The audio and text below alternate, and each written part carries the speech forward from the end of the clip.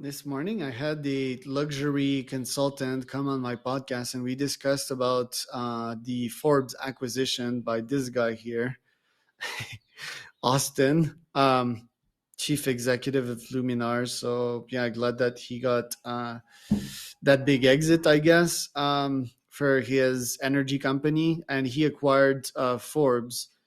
So my thoughts on it. Well, Forbes, vanity, but also high quality, like boats, and more of the former as time passes. A lot of people, they view the Forbes 30 under 30 to be pure vanity.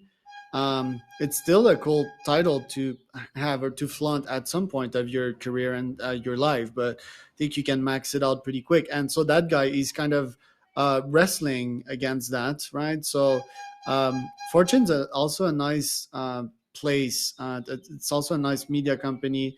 But the point is, like, how should he handle this acquisition? Like, what should he go for? So, okay, Forbes, yes. Is it a good acquisition? 800 million.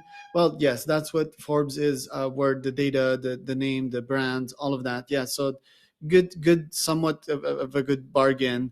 Um, we were talking also about the Twitter acquisition. Was it a good one? Not really, but well, I mean, it was probably neutral, but Elon will turn it around because he's just a beast.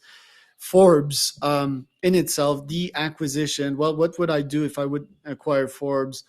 Um, well, first, the magazine is pretty good, but I would just double down on content, high quality content. So I'd focus on documentaries. I'd publish like a bunch of content on TikTok as well. And I would offer my subscribers a paid version a la Netflix if you want. For example, Netflix had the Conor McGregor documentary. And just for that reason, I'm going to pay 15 a month. For these high exclusive documentaries. So in their case, could be like behind the doors of X company and so forth. Um, I would, like the titles, the Forbes 30 under 30, yeah, still somewhat valid. I would go like, and I do like deep dives and reports about companies, as well, showing the financials and really showing all the value out there. We've seen a problem with Forbes also. They had like Sam Bankman Fried and Terran Elizabeth. In front page, and yeah, these guys suffered reputational damage, so Forbes did too, right? So they had to kind of hurry up behind the scene to cover it up, kind of. And basically for these folks, what you could do is like cover up their backstory, and also be less like, oh yeah, you need to be on front page of Forbes, because they kind of force this culture on people, and that's why the reputational damage that they had. um so I would like try to cover the facts in a less biased opinion, and less like, oh, you're Forbes and he's worth 2 billion, this AI founder. Well, that's an evaluation of his business. um so I think to also be a bit more down to earth and like more less bias, kind of. I think that's what I would do. I would eliminate all bullshit headlines, so fire all the staff that is like gimmicky, and that they're all about the crap headlines, because entrepreneurs like me, we're just like ignoring these things. Me, I started liking Business Insider over the last well, in the first years of my career, until that CEO and private equity firm took over and converted it in the BuzzFeed of business. And yeah, these companies, they're all going bankrupt, right? So that's also something that this guy faces.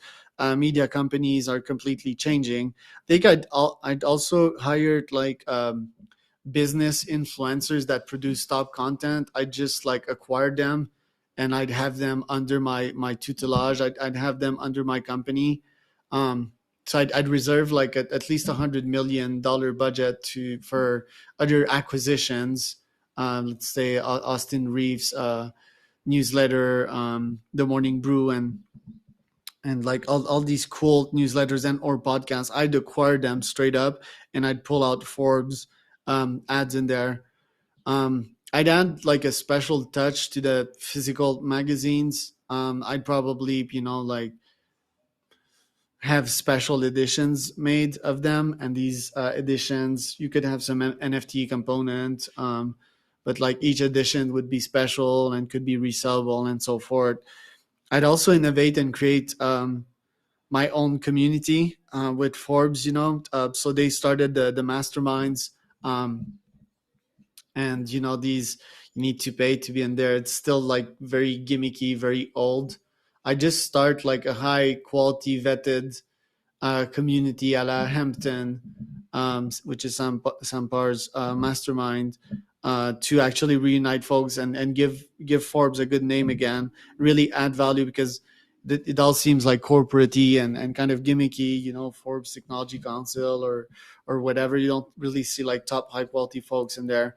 And then obviously, yes, I'd double down on interviews with like folks that make it to the top of the list, make short content.